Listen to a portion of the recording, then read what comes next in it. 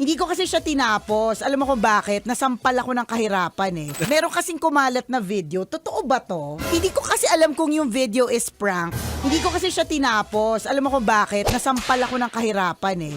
So it was about, there was a, kailangan ba English? There was somebody interviewing some students from LaSalle asking kung magkano yung kanilang allowance. So, totoo ba yun? Ganun yung allowance nyo?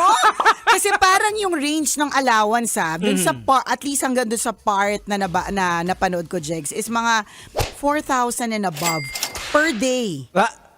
Per day? Hindi ka nasampal ng kahirapan. Hindi ko tinapos yung video.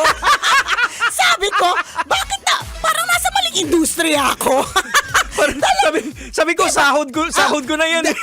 Sahod mo talaga ba per day?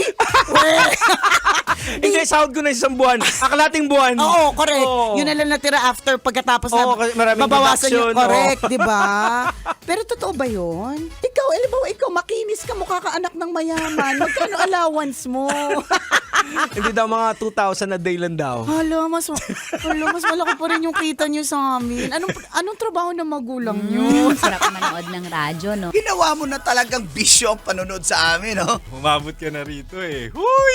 Kaya kung gusto mong tuloy-tuloy pa ang tawanan, Iyakan at kiligan, aba, I-like mo na ang video na ito. At mag-comment ka na rin sa Bisyo I-hit mo na rin ang notification bell. para updated ka sa mga kaganapan namin dito sa Love Radio. kailangan pa bang i-memorize yan?